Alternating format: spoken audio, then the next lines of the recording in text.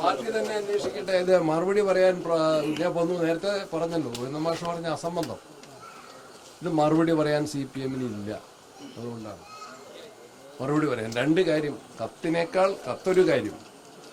ഇപ്പോൾ അജിത് കുമാറിന്റെയും P ശശിയുടെയും കേസിൽ മുഖ്യമന്ത്രി ഇടപെട്ടു എന്നത് ഒരു രേഖയാണ്.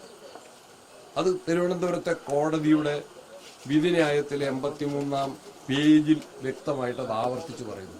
ഇത് ഇംഗ്ലീഷിലും മലയാളത്തിലും പറയുന്നു.